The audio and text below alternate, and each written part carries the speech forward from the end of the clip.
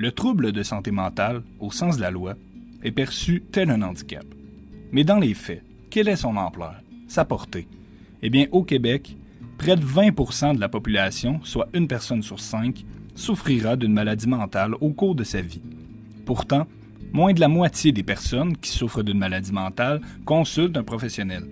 L'OMS estime qu'en 2020, la dépression sera la deuxième cause de maladie et d'incapacité après les maladies cardiovasculaires.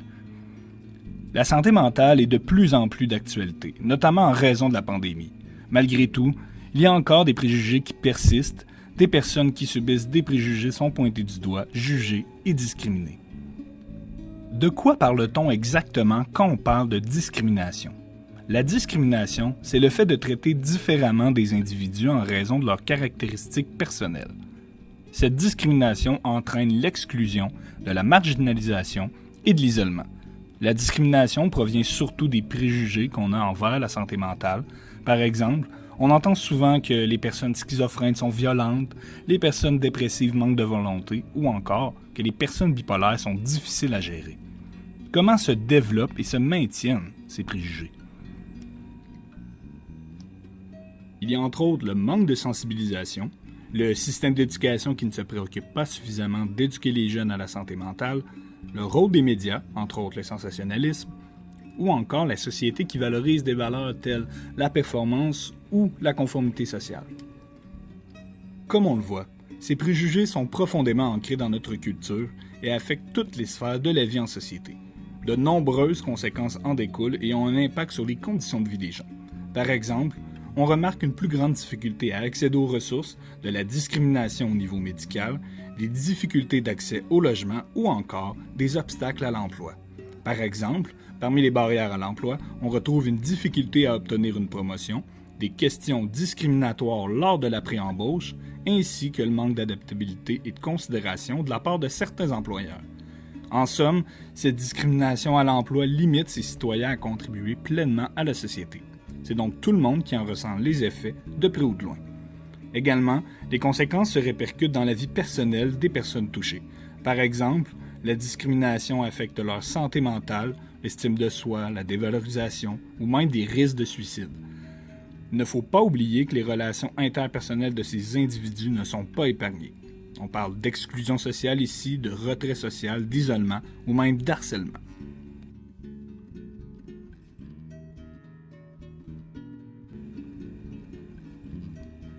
Sachant que ces personnes ont des besoins, comment pouvons-nous répondre aux injustices vécues par les personnes vivant avec un trouble de santé mentale? Se sensibiliser, s'informer et s'intéresser aux différentes réalités vécues par ces personnes sont tous des moyens qui feront en sorte de limiter la discrimination et la stigmatisation en leur endroit. Donner la parole aux personnes opprimées est la meilleure façon de contribuer à développer son empathie et de déstigmatiser les troubles de santé mentale. De plus, faire preuve de compréhension et d'empathie envers la différence permettra aux individus touchés de sentir qu'ils font partie intégrante de la société.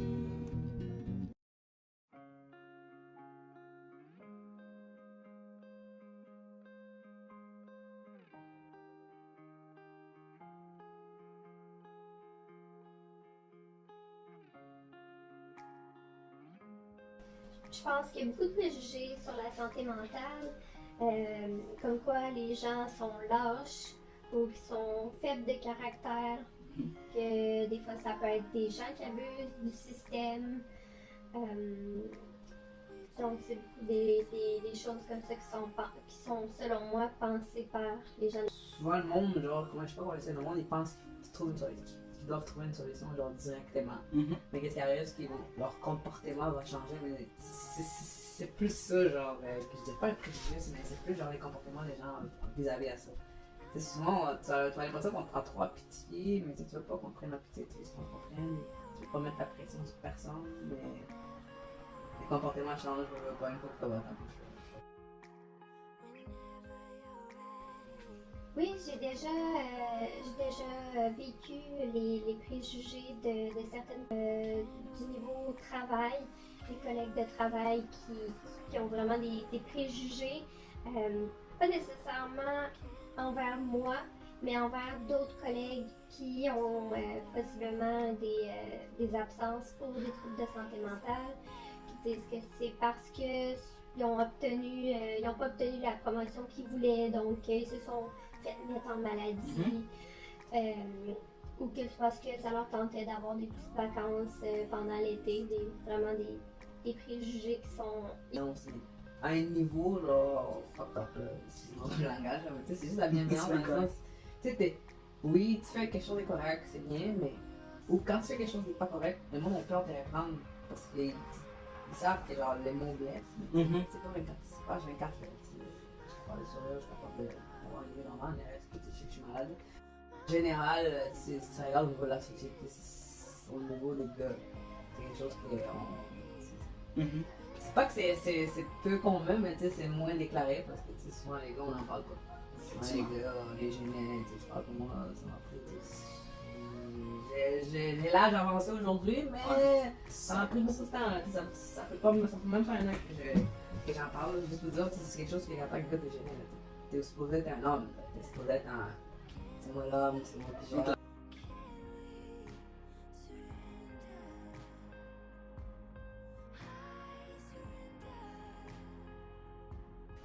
Donc c'est sûr que les préjugés que les gens ont envers moi, ça amène que je me suis sentie honteuse, que je me sentais coupable de m'absenter parce que je me disais, bon, mes collègues vont dire, ah, il va falloir qu'on absorbe la charge de travail pour compenser, ou toutes sortes de choses pour dire que c'était pas justifié comme arrêtement. La société te montre très fort, et les problèmes mentaux, c'est pas pour toi, ou juste dire les problèmes mentaux, c'est limite t'es fou, limite genre, c'est tout des mauvaises connotations genre du terme, mais à cause de la société, mais c'est ça les préjugés que tu aurais genre des autres personnes, c'est vraiment genre c'est pas pour les, t'es pas assez fort, c'est pas normal, ah t'es faible, ah si, quand tu comprends pas, c'est facile à parler.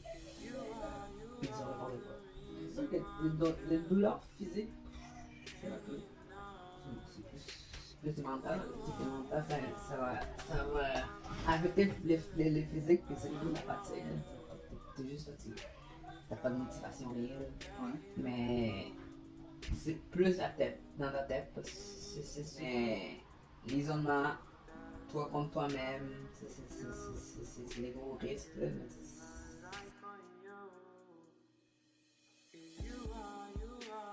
ça a été grandement apprécié. Toutefois, c'est certain que le salaire n'est pas à 100%.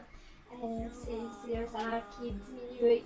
Donc, c'est sûr que ça fait quand même une bonne différence aussi. Puis ça peut ajouter du stress. Puis j'imagine pas les personnes qui n'ont pas accès à des assurances comme ça pour pouvoir les aider.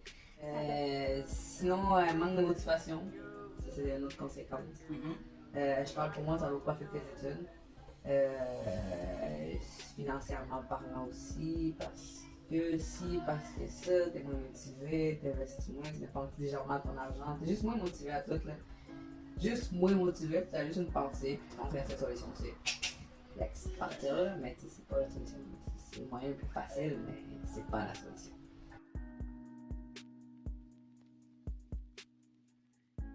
Pour ces personnes-là, c'est sûr que c'est important qu'ils comprennent que c'est pas une excuse, c'est pas une faiblesse, c'est vraiment un problème de santé mentale, une maladie comme à tout autre terme qui peut être, toute autre maladie qui peut être physique.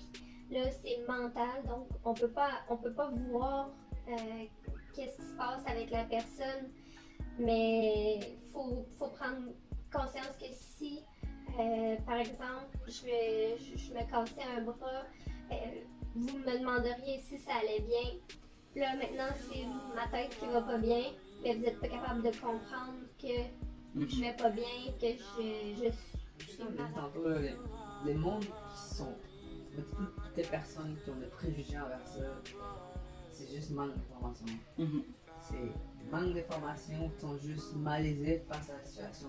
Facile c'est de dire, ah non, c'est pas à moi de régler le problème. Ah, il y a d'autres personnes qui sont plus équipées pour ça. Mais c'est facile de penser comme c'est facile, genre, juger directement. T'es là à dire, ah, c'est pas à moi de régler ça, mais 2 secondes après, c'est fou, il réagit comme ça. Pourquoi il réagit comme ça, mais tu comprends pas. T'es là jugé, mais tu prends pas la peine de t'informer avant de juger. Je pense pas que les gens font ça. Les discriminations sont inconscientes. Mais le gros mot, comme vous avez dit, c'est sensibilisation. Je pense que plus de sensibilisation, c'est plus facile à comprendre quelque chose qui est déjà dur à comprendre. Mais justement, le désensibiliser, ça serait bon. Puis comme je te dis, là, quand tu vis ça, là, il faut juste que tu acceptes l'aide, puis que tu te dis que c'est normal. C'est comme avoir un. Tu vois que ça comme un rhume. Un rhume qui prend du temps à être traité, mais si tu fais ça comme il faut, mais ça ne va rien faire guérir à un moment donné.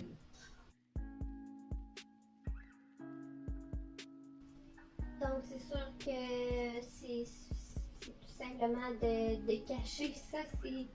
C'est plate à dire, mais je pense qu'on n'est pas assez, comme société, on n'est pas encore assez éduqué là-dessus.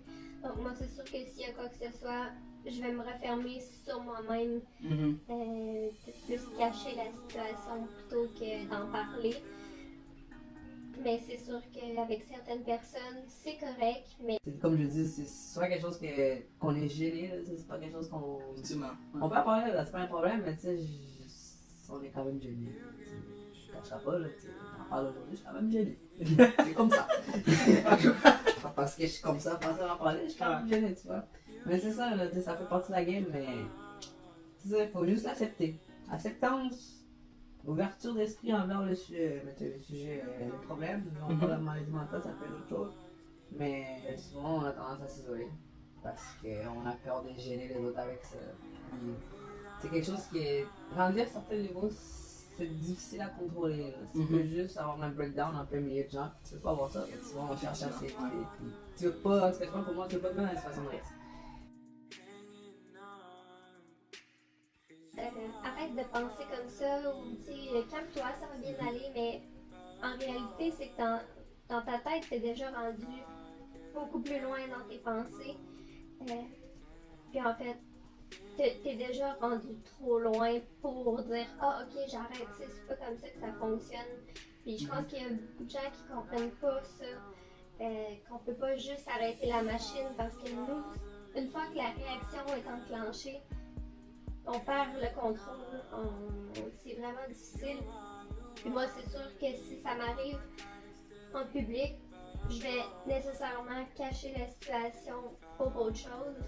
Je vais dire par exemple que je me sens pas bien ou quoi que ce soit, puis je dois quitter soit le travail ou je dois quitter l'endroit où est-ce que je suis. Parce que je pense que la société dans laquelle on vit n'est pas encore prête à assumer, en fait, n'est pas encore assez éduquée pour accompagner les gens qui sont en crise d'anxiété ou... C'est des crises pour aucune raison, c'est mental, maintenant tu te réveilles, mais t'es down, t'es dépressif, t'as une dépression pour aucune raison, tu passes une bonne journée, mais genre, un petit commentaire, mais qui veut rien dire, mais ça va affecter, ça va scraper tout le reste de ta journée, mais t'es comme pourquoi, mais quand tu réfléchis après, t'es comme pourquoi j'ai overreact, mais overreact, c'est juste des faits comme ça. Pour certains, c'est des éléments déclencheurs. Donc un gros traumatisme, mais d'autres personnes, c'est juste cliniquement dépressif. Changer quelque chose, j'avais un souhait concernant la santé mentale. C'est ça qu'il y a vraiment plus d'éducation pour éviter justement qu'on se retrouve de un dans des états dépressifs, puis de deux que si ça arrive, que les gens sachent quoi faire, puis que l'entourage sache quoi faire, parce que c'est tellement inconnu, c'est tellement tabou que c'est difficile à comprendre. Mais je pense qu'en éduquant plus la société, ce serait beaucoup mieux. La santé mentale en général serait beaucoup mieux et l'acceptation. Mon fort, ça serait vraiment tout ce que j'ai dit. Je pense que tout ce que j'ai dit est beaucoup plus important. Mais tu sais, comme je l'ai dit tantôt, là, c'est vraiment juste ne pas être malaisé. Genre, je pense que c'est ça qui est gros. Il faut pas être malaisé parce que c'est quand on est malaisé face à quelque chose, à quel point du jour au lendemain, genre la vie peut avoir autant de valeur que genre le lendemain, t'es quand même. Que la vie, je peux l'acheter au dollar en main. C'est vrai. C'est vrai. C'est comme ça, la valeur là, de la vie change du jour au lendemain.